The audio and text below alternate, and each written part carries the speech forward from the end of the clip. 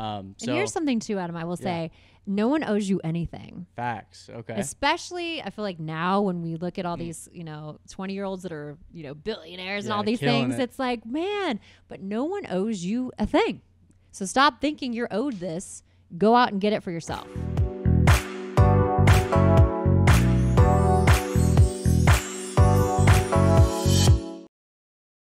What is up? We're back. Another episode of Novelty Voice, episode 20. I'm sitting here at 120 Collective. Shout out to Wave One Media for having us come in here every single week, recording this podcast right on Monument Circle. Perfect location. If you're looking for a podcast to start, this is the place to start it at. I'm sitting here with a special guest right now, McKinzie Roth. How you doing? I'm fantastic. How are you doing? I'm doing great. This is weird for me because I'm used to being the one interviewing. Now it's a little different. Tables have turned. Yes. Right okay. on. And I love that you have all your notes on your phone. This will be good. I'm scared. So Novelty Voice, real quick to give you a background and the new listeners, Novelty Growth is Novelty Voice is a platform for creative entrepreneurs and professionals to be heard.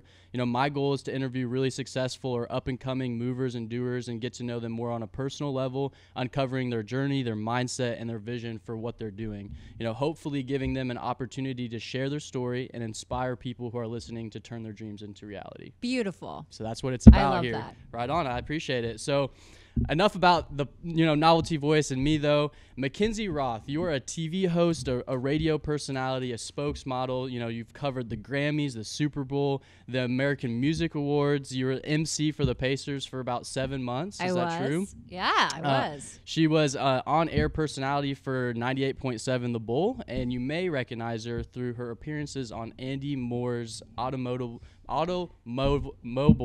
commercials. It's hard, right? Yeah, it is hard. Car commercials, right? Yes. I don't even know why I'm reading it. Yes, automotive commercials. There you go. Yes. How you doing though today? I'm fantastic. How are you? I'm this good. is so fun. Right on. And so you're originally from Indiana though, correct? That's right. I grew up in Carmel. Okay, so yes. North Sider. I grew up on the south side, so Center Grove. It's all rivals. good. It's all good. Yeah, so I grew up in Carmel, went to Carmel High School, then I went down to IU, B-Town. Okay, that's where I went. Went to Bloomington as well. Mm-hmm. Love it. Where'd you live down there? A lot of places. So freshman year, I was in Eigenman. Okay. In my dorm. I was Foster Harper. Okay, right on. And then I had a house south side of campus on Lincoln Street, and then I lived right next to the Steak and Shake on Walmart. That was my front door, just those apartments right there. We'll get to this. I've been on the West Coast. I just got back to town, but one thing I missed dearly, Steak and Shake. Really? And it's not an endorsement. They're not paying me to say this. I seriously miss those cheesy fries. So when I got back to Indy, I was like, oh. What about In-N-Out? Everyone that goes out In there. and Out. Yeah. It's good stuff. I mean, it's good But not stuff. Steak and Shake? It's not Steak and Shake. Oh, okay. That's the first time I've ever heard that before. That's right. Right on. So what was your major when you went to Bloomington? Yeah, IU, broadcast journalism. Okay. So I was a journalism major, a theater minor, and I worked down WTIU. So I worked for the news station there. So it's really funny. I always knew I wanted to get into television. This is a true story. When I was in 5th grade, my dad at an auction won a chance for me to visit WRTV6, our ABC affiliate here in Indianapolis. So I went, I was something like 11, and I just fell in love. I fell in love. It was Clyde Lee and Dion Willis, and they were a married anchor team, which was very rare. And I went and I got to sit and I got to read the prompter and toss it to the sports guy. And I was just, as a little girl, I was like, this is what I want to do. Oh, wow. I want to make television and entertain people. And that's when it was born. And I've wanted to do that my whole life. And that was when you were 5 years old? I was in 5th grade, so I was about 11 years old. Okay, gotcha. But I tell you what, and they gave me the script. I got to take it home with me, and I was like, this is exactly what I'm going to do. And so if you don't mind me asking, how young are you today? I'm in my 30s. Okay. Be proud. There's nothing. Right yes, I'm an 80s baby. Okay, cool. Yeah. And then so what was life growing up for you? Obviously here in Indiana, you went to Carmel. Did you have any siblings? Or I do. I'm one of 3 girls. Okay. I'm in the middle. My older sister still lives here. She's in Fishers, and my little sister is in Ohio. Okay. So, and then mom and dad still up in Carmel. Oh, yep. So it's really great to be back because when I went to the West Coast, you don't realize how much the support system means. And you really miss your family when you come home for the holidays, maybe once or twice a year. Being back and getting to see everybody, getting to go to my nieces and nephews' birthday parties and basketball games, all those things, it means a lot. And just chilling with mom and dad at the end of a long day, having some wine. Definitely. Those are incredible memories you really don't realize when you move away. You're missing out. So with all of, being on the go and doing everything that you're doing currently, would you say that's the one thing then that keeps you most grateful and grounded, is that like when you get to spend time with your family, like now being back, you said, you're out in Portland, now you're back, getting to spend that time. Is that really keeping you, making you grateful for really what the support system that you've always had in front of you? Yeah, just as of late, I just got back a few months ago to Indy, and I've slowed down. Like I literally would grind. When I first got to Portland, I did a morning show. I got into country music, which was so much fun. Never had experienced country music. I wasn't even a country music. I hated country music. I was like, what is this? Fell in love with it, fell in love with the artists, fell in love with the listeners, the fans. But I went out there originally for radio, and then I picked up doing television. So I worked for NBC out there, for the NBC affiliate. And but I was grinding. I was getting up. I was doing my morning show radio. Then I was doing television. And then I was going home and then trying to get to sleep by like 8 because I had to get up at 3 a.m. and doing it every single day. Did that for 3 years. Was exhausting, and then I decided to full-time move over to television, which was awesome. But I was always go. I have lots of side gigs, if you will, spokesmodel work. So I would fly all the time on the weekends from Portland, Oregon to Florida, which is a long haul, on a Friday, shoot all day Saturday, fly all the way back Sunday, do it all again that week. So here I have time to breathe. I have time to actually enjoy what I'm doing and say, oh my gosh, I can't wait to do this. I was just always exhausted. So out of everything you just said, I have 2 questions. Yes. So one of the questions would be, why did you make that decision to go into just full-time TV? Right. And then also the other question is, as far as, being able to breathe here, do you think that's just truly because of the different environments being out on the West Coast versus the Midwest? It's, we were talking the other day, Landon and I, about how fast LA is. And when you're out there, you're just going. You don't Because stop. you can't. You can't. It's just how Same you're thing in it. Manhattan. When I'm in New York, it's like go. Yep. You just, don't stop till 3 a.m. So I guess would that be a result of, why you were just going, and then why did you make that full-time switch into TV? I would say, I think Indy is, I don't know, for me, I guess maybe part of it is just home and my family's here, but it forces me, it is a little slower paced. Midwest living is more relaxed than I would say on both of the coasts. Not less fun, nothing like that, but it's just a slower pace, which I enjoy. Okay. Going from radio, it's really funny because when I was doing radio, I would miss television. And when I'm doing television, I would miss radio. So I feel like radio is more free, more fun. People really, really get to know you. People would come up to me on the street or like at Target and say, oh my gosh, I can't believe, McKinzie, I can't believe this happened to you. This happened to me. You get to show a little bit more of your personality and they really get to know you. With television, you are a little more prim and proper and it's like time constraint, but I like that. Radio can be more smoke and mirrors where you have nothing to hide. Television, you mess up, you're live, do it. And that was just, and being from radio world really, it just really grounded me, and it forces you to be quick-witted, which is great because some people that have only done television, if their prompter goes down, they don't know what to say and they freeze because they're like, But being from radio, you pick it up, you keep it rolling, and it just, as you Seacrest, even like Mario Lopez. A lot of people have radio backgrounds that go into television, and I really think it's key to success. Okay, so then how many moments like that have you had personally to where you're doing a live interview and something happens and like you have to just go with it? Has that happened a lot to you? All the time. All the time. How do you handle that? Just go with it? You just go with it. From wardrobe malfunctions to an 85-year-old hitting on me to like my interview, the person I'm supposed to interview doesn't show up and they come to me live. Those things just happen, and you just have to keep going. And people want to see you, and if you could just make a joke, don't take yourself so seriously. Just like kind of laugh about it and keep it rolling. I like it. Okay, this is all good conversation here, but I'm going to backtrack a little bit more into your childhood again. So then what were your hobbies? Obviously, you found what you wanted to do for the rest of your life at a very young age, but what were your hobbies, growing up for you? Well, I'm not very athletic, but I did play sports. Okay, what sports did you play? I was a cheerleader. I was good at that.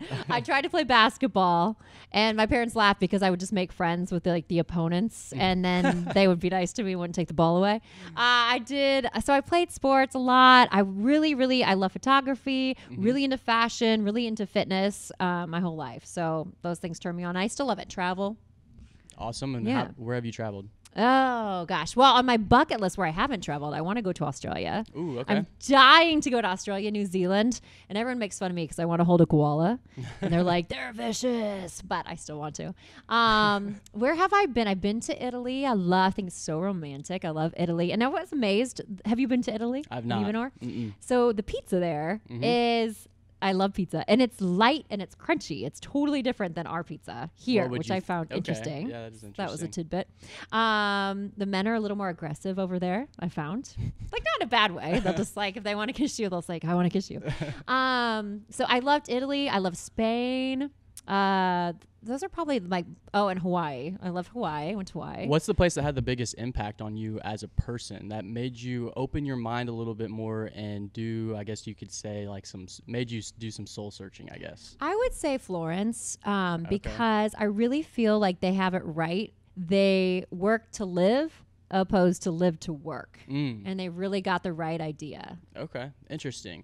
And so you graduate from Carmel. Yep. And then you go on to... Go Hounds. You go to Indiana University. Yes, IU. My Hoosiers. Bloomington, Indiana. Great, amazing, another world down there. What was your experience like going through college? It was awesome. I was a Zeta sorority girl. Shout out to my Zetas. I had a really, really good experience. My sister's 2 years older than I am, so I had her down there. Gotcha. We had to share a car, which was interesting. So we would have drag out battles over that. But no, it was really, I loved IU. It's such a beautiful campus, and I made tons of friends. I had a great experience. I can't complain. Freshman year was great. So you were a journalism major. Yeah. Freshman year, you didn't change your major at all. No. Anything like that. You knew what you wanted to do, and that's what you did. Yes. And so then after college, what was that first job that you got? You said. So after college, I started working for the Indianapolis Star, actually. Okay, so I had an out and about column. It was Metro Mix. It was like a leaflet inside the Star. So it was kind of like the fun out and about stuff. So I would go to events, and that was my first job. And I'd take my own pictures and write columns about what's hot, what's happening in Indy. So that was my very first thing that I did. I did lots of internships throughout college, which were key. So I interned with Fox 59, which was so much fun, and Clear Channel Radio at the same time. None of those were paid, and I remember I'd get up at I'd have to be there at 4 a.m. Oh, wow. So it's a grind, but that's what you got to do. Yeah. You got to do it. And so after the Indy Star, where'd you go? So after the Indy Star, I started working. Well, this is really cool. How I got into radio is an interesting story. I had never done radio in my life. I had never ran a board, which is those are the buttons that you push. I had no idea what anything was. I saw this ad, who wants to be a DJ? I was like, I could do that. So I waited in line, like American Idol style. I was number 41. I'll never forget this. Over at Emmis on the circle. I go up there. The guy in front of me has a panic attack when his number 40 is called, and he's like, "Ooh!" and he runs down and runs out the building. And they're like, "Well, I guess you're up." And so I go in there and read a few liners, read a few things they asked me to, and that was it. And I was like, "All right, we'll see." And I ended up winning. Nice. And so that was my shot. So I gave up every weekend for, I want to say 2 to 3 years. I started weekends, probably 2 years. And then I finally got my own midday show, which I thought was the coolest. And so that's how I got my own show and just worked my way up. So did you get your own show because of the constant commitment that you had and the dedication to just when you won that competition, what position were you put in? They just gave you a shot on air, the weekend, Gotcha. Sunday nights, Okay. not a prime time. But that was you just always want to be ready for that opportunity. I feel like that's the main thing. Just always prepare, because all you need is a chance and you see these stories all the time, for someone to see you, someone to hear you. And if you work hard, and when you get that opportunity, you kill it, and then boom, it happens. How does someone, and I want you to offer some advice to people, because it seems like, you put your mind to something and you're the type of person that just achieves it, right? And so how do you get past that fear? I mean, I'm sure there's fear that comes into play, and there's doubting yourself that comes into play. This wasn't necessarily just like an uphill consistent, it was up and down, I'm sure. Yeah. So how do you get through those hard times, and how do you fight through the fear and the self-doubt that's holding you back? Here's the thing I would say, you've already got it within you. You already have your natural talent. If you're drawn to something, there's a reason you're drawn to it. That's your calling. That's your purpose. Don't ignore that. So I say the main thing is you're already equipped with everything you need, and the rest you can learn. I would freak out about, I don't know how to do this, but I don't know how, and they're more qualified. Stop it. It's like you are you, no one's you, and that's your power, and you're equipped. You have everything you need, and the rest you can learn, just like anything else. So go and get in there and do it. But how does someone develop that mindset of like the confidence that they are equipped? Because that's not something you're born with. You have to develop that, and obviously, how you were raised and all of that, who you're around is a major factor in that. But how would you say someone really develops that mindset to know that they just have to keep pushing, and then they're already equipped with what they need to be successful at whatever they're pursuing? I would say, if you never go for it, you're never going to get it. If you never ask for it, the answer is always going to be no if you never ask. So put yourself out there. I will say it takes courage. I mean, ignore people with really good intentions always want to give advice, or you should go this way, you should go that way. But really, when you can just tone out everybody else and follow yourself, what you want to do, where you should be going, no matter what everybody else says, then you found it and you have it. You just have to quiet yourself and then push yourself. Just push yourself off the ledge. Just go. You're going to, even if you fail, you're going to learn something and be better for it. And I've always, I've been rejected many times. I had this gig, and this TV gig I was dying for at the time, and I wanted it and I didn't get it.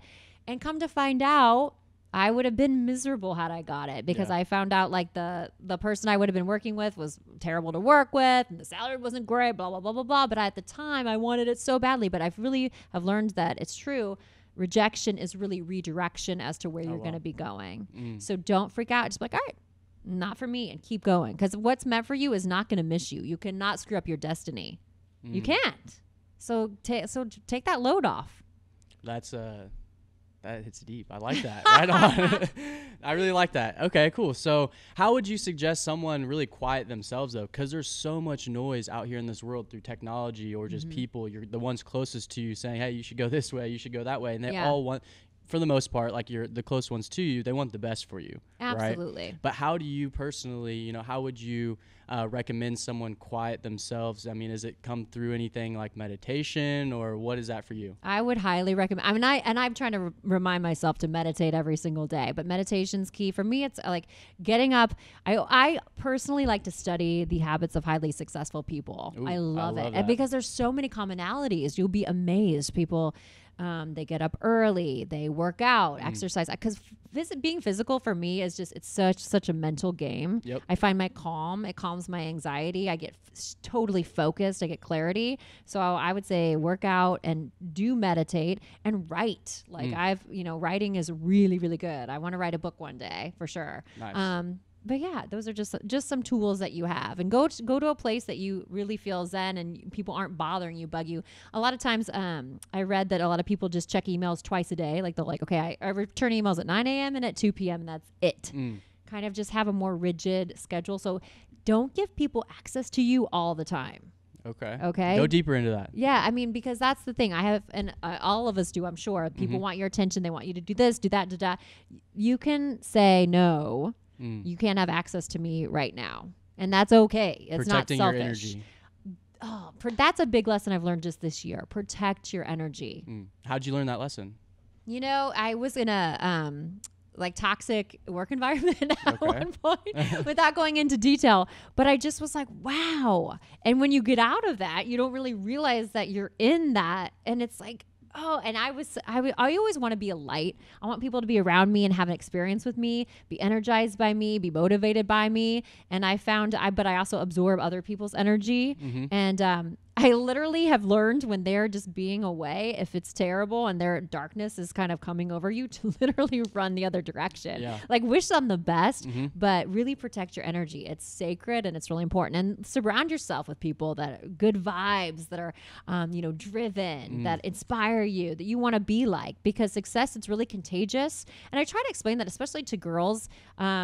Like, hey, don't tear each other down, just because everyone has a tendency to be competitive, but especially, I just want to say, young women, especially, let's support each other. And instead of being like, oh my God, hey girl, where'd you get this? I love this about you. How can I do this too? Because everybody has it.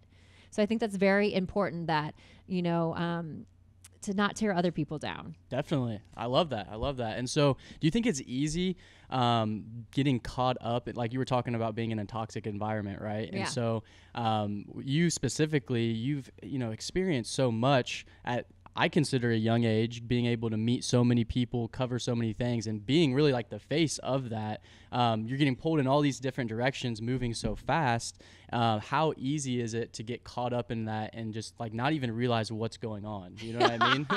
Exactly. Sometimes it's better not to realize what's going on, because sometimes I'm like, did I just do all that in 2 days? But I'm kind of one of those people, and I will admit sometimes I do take on too much, because I'm always like, oh, I can do that. Oh, I got that. I'll just sleep there. But sometimes you just keep going. That's what I want people to tell you. You're gonna have highs, you're gonna have lows. Just keep going. Yep. That's very important. And have the courage to not settle. So many people, I just said, they don't have room to complain. I figure, here's the thing: if you aren't doing anything to change it, you're asking for more of the same. So if you're complaining about your situation, yet you're really doing nothing to change it, you're asking for more of the exact same, so you have no room to complain. So my question is, what you going to do about it? I love that. That's a really good question that everyone needs to ask themselves. So what are you going to do about it? What are you going to do about your current situation? If you're not happy, if you're sick and tired of being sick and tired, what are you going to be doing? Because at the end of the day, no one else is going to be the person to change your situation and change your reality.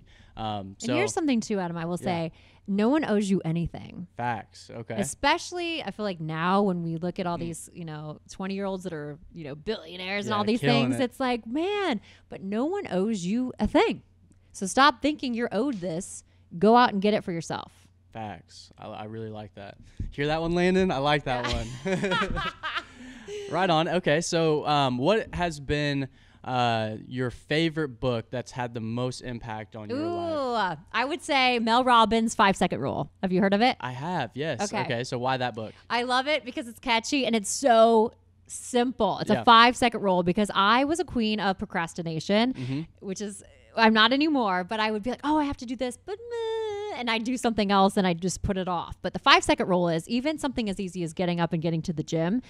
You're laying there, you want to hit snooze, you don't want to go, but you literally say 5, 4, 3, 2, 1, and boom, you get your butt up. Or if I want to send a text to someone that I'm like, oh, 5, 4, 3, 2, 1, send. Before your brain talks you out of it, there's actually science behind this. And before you give all these reasons or your anxiety kicks in, you just do it. And you don't count. You have to count 5, 4, 3, 2, 1, not the other way. But it's simple. It's just like when you drop food on the floor, the 5-second rule. But it's because it's all about action. Yeah. When you were reading that book, were you actually, doing it as well, as far as the 5, 4, 3, 2, 1, and really telling yourself, and you created a habit around it? Or yes. Okay. It's a new habit. I would do it all the time. Nice. It can apply to anything. What's another book? I'm curious. Let's see. What's another favorite book of mine? Oh, The Four Agreements. Four Agreements is a great. I love that book. My favorite agreement, don't take it personally. That really moved me, because a lot of times we are so offended. Everyone is so offended by everyone else, but it's like, don't take it personally. Facts. A lot of times it's not about you. The other people's opinion of you is rarely about you. It's about them or their projection onto you. Because how could someone not like you that doesn't even know you? But of course, a lot of people have their opinions already. So don't take it personally. I love this. I actually... We're going deep. Yeah, we are going deep. I like it. I like it. I had my girlfriend read The Four Agreements just not too long ago, and it made me go back and reread all my underlines and everything. And, and that was an amazing book that had a lot of impact on my life as well. Ooh, one more. Robin Sharma's The 5 a.m. Club. Robin Sharma. Okay. Check him out. He is one of my I regard him so highly. And you know what? I told him how much I enjoyed his book. I'm almost done with it. And he personally DM'd me and left me a voice, like a little message, like, nice. McKinzie. I was just like, what a class act. He's the real deal. So Robin Sharma, another one to check out. Okay, definitely will. I just wrote it down. The Monk Who Sold His Ferrari is another one of his books. Who is, that by the same guy? Uh-huh. Okay, Yeah. Someone was just talking about that book the other day. Really? I heard it on a podcast maybe or something So like that. good. So Very good. Okay, cool. So what would be, I guess, your hardest... The hardest thing that held you back from really getting yourself into the door with all of these big opportunities and being able to do the things that you've done already, what was the hardest part for you going through that journey? I would say fighting for the opportunities, and you have to really have a thick skin because people, they say what they want to say. You have to consider the source. It's highly, highly competitive. I mean, I've gone to some castings for things and I killed it. Like I couldn't have done better in something, but they went with a redhead. And that's just because they wanted, a different style, different personality, different look. So you go in with a thick skin and you have to be willing, and I will say this, to walk away. Don't settle. Don't let somebody tell you can't do this because. Be like, this is what I have to offer. If you're not going to give it to me, I'm going to go somewhere that will. And so that comes back to basically holding yourself to a high standard. Absolutely. What would you say about that topic? Just holding yourself to a high standard in general with everything. I feel like you have some good words on that. I love this. Holding yourself to a high standard in everything that you do. This is like a silly thing, but I felt guilty. A gentleman approached me at the gym and he wanted to take a picture with me and I looked like death. And I was like, hey buddy, can you catch me another time? And here's the thing, like going back to, I want everyone to have an amazing experience with me. And that haunted me. And then I went home and I felt like crap. And I was like, he probably thinks I'm a brat. And so I found him like 2 days later at the gym and we took like a million selfies and so many pictures. And I felt better about that.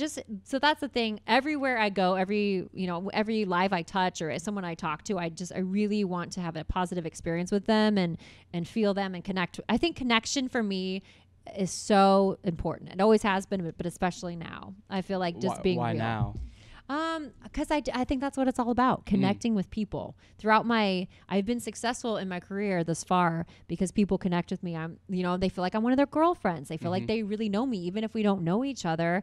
And I love that. And they feel comfortable enough. I mean, I get messages from people saying, Kins, I need your positivity in my life. I'm going through this. And I literally take the time and I'm like, okay, let's talk. What's going on with you? Even though I don't know them, but I love that they feel comfortable enough to reach out to me. Definitely. And I want to be there for them. So I just feel like the more we can connect with each other, better it is. Definitely. What would be your standpoint on energy? I mean, obviously, with this type of mindset, it's more so like you can really create your own reality, like I've talked about, and that's something that we stand for as a company. Being able to create your own reality, but also connecting and relating to people, tying in just networking in general, the relationship aspect of life, I feel like is everything, Right. There was a quote, we were down in Miami a couple weekends ago do you know who Grant Cardone is? No. Grant Cardone's 10X conference. He brought in, amazing guy, successful entrepreneur, brought in a bunch of speakers. I will look him up. I feel like I needed him in my life. Definitely look him up. And we were at one of his conferences, and what we heard was, everything rises and falls on leadership. But then we got to thinking, and our business partner Caesar was like, yes, everything rises and falls on leadership, but everything grows and flows through relationships. And that's what our biggest thing with this company and what we're about is being able to genuinely connect with people on another level. And for me personally, I think that comes from just understanding the power of the universe and energy within it. And so I guess my question for you, how has being woke, I guess you could say, to that type of a mindset really been beneficial to you in your life? Wow, that is a question. Yeah, sorry about that. No, that's right. Well, I think energy is everything. I can tell right off the bat, like you really feel someone's energy, and I feel like that connection you were speaking of, like I've been a spokesperson for, some people, like you mentioned, Andy Moore, like 12 plus years. It's because I genuinely love the team. We love to work together. I mean, Like, here's the thing. I feel like there's a million pretty faces. There's a million amazing people that can do a great job, but it's that connection with people and that the great energy you bring to set every day, or like you do to this show. It's fantastic. It's very important. And about the universe and do you manifest things? Have you had any experience with that? So I guess my story, not to get super deep into it, my junior year of college, I came across a book called Outwitting the Devil by Napoleon Hill. Think and Grow Rich, if you've heard that book. Yeah. So the same guy. I read these, 5 books, and it basically breaks down the philosophy of science and achievement, or wealth and achievement, and the art of fulfillment. And so I started kind of just, playing with it in my own life to see what would happen. And I literally just started seeing things manifest in my life. And I thought Give me an example. I love this. Okay. He's smiling so big.